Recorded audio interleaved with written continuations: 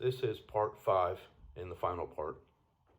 By now, I am just living in constant depression, constant sadness, and I'm also have reverted back to having uncontrolled bouts of crying.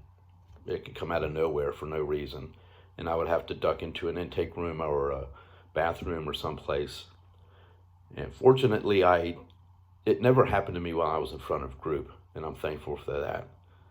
But on this particular day, it was a Tuesday afternoon, and I had just finished up another bout of crying in the utility room. And that was the last straw for me. I did not want to do this anymore. I was done. And so I vowed that if I didn't make junior staff that afternoon, that I was going to commit suicide. And I was going to do that by driving my car, which was a 1982 Chevy Chevette, right into the path of a tractor trailer. Once I made that decision, the depression left.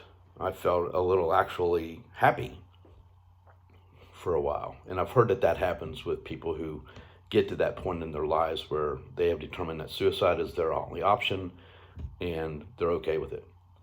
So I go out to the group room. I'm getting ready to lead the afternoon wrap when Laura comes into the room while the group is singing a song. Now, Laura is a girl that I had known for a little while, and I always liked watching her interact with the kids when she led raps. She was always happy, always had a smile on her face, and she was just a great joy to be around. She never, to my knowledge, ever confronted me or gave me a hard time about anything while I was on trainee. So she makes her way to the middle of the group, and she indicates that she wants to come up with me. So I signal for her to come forward, and she gets up on the rap stool and she says, "They want me to observe you, so I'm doing this rap with you." Like, okay, well, I've never done a rap with Laura, so I was looking forward to this. The rap went off without a hitch. It went really well. And right toward the end of the rap, she leans over and whispers in my ear, "I don't know what I'm up here for. You're doing a great job." And with that, she hops down off the rap stool and she leaves the group room. In that moment, in that very moment that she said that, the suicidal ideations went away. The plan for suicide was no longer an option. She saved my life right then and there. I didn't make junior staff that afternoon, but it was okay because I had at least one staff member in my corner that believed in me, and that's all I needed.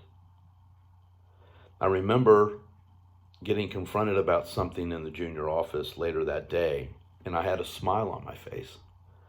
And the staff member that was confronting me got really upset because I had this smile. And he's like, "Do you think this is funny?" And I said, "No, I don't think it's funny. It's just that Laura says I'm doing a good job.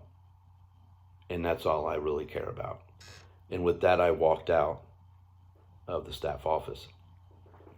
That's my last memory that I have of being on staff. Right after that, I was put on a 2-week leave of absence, which I made my decision right away that once I was put on this absence, I wasn't coming back on staff.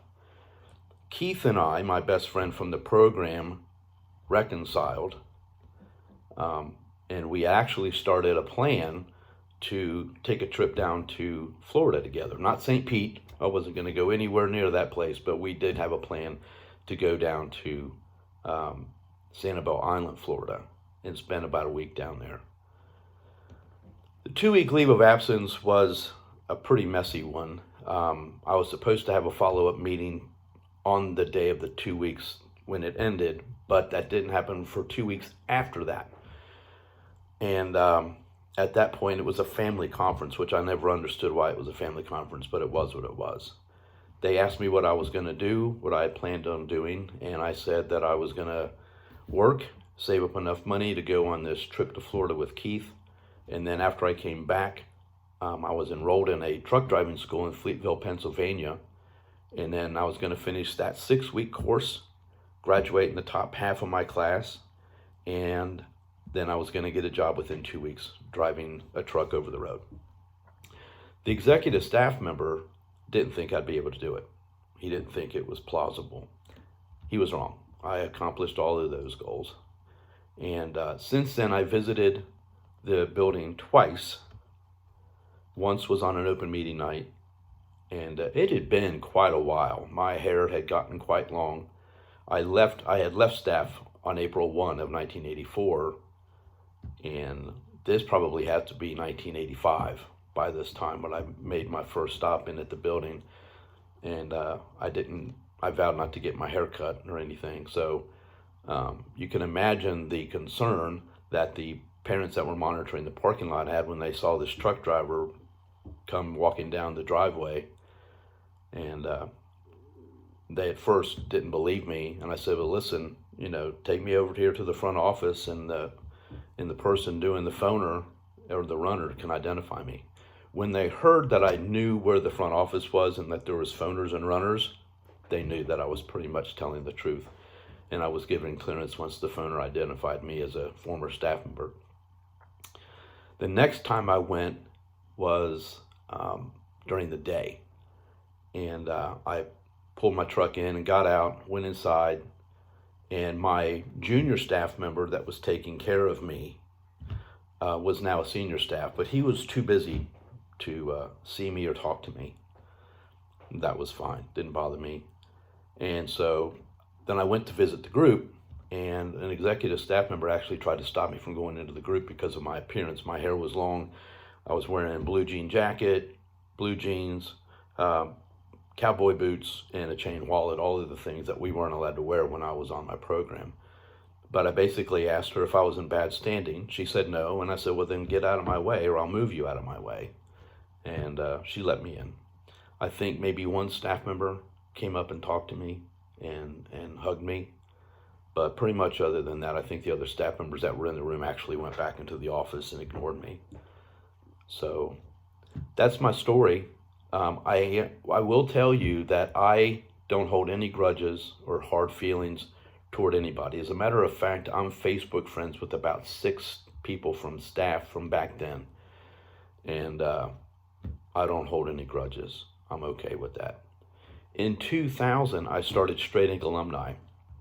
And a couple of years after I started it, I was actually able to get on the phone with Laura and tell her what she did and how she saved my life.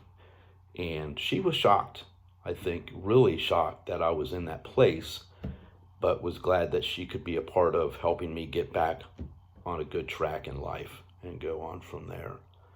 So I was thankful for that contact, and we're still Facebook friends as well today.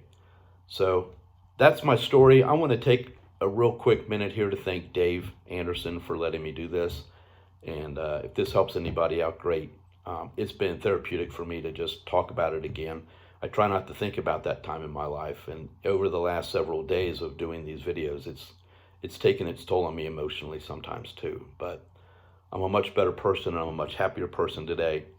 So thank you for listening. God bless. Have a good day.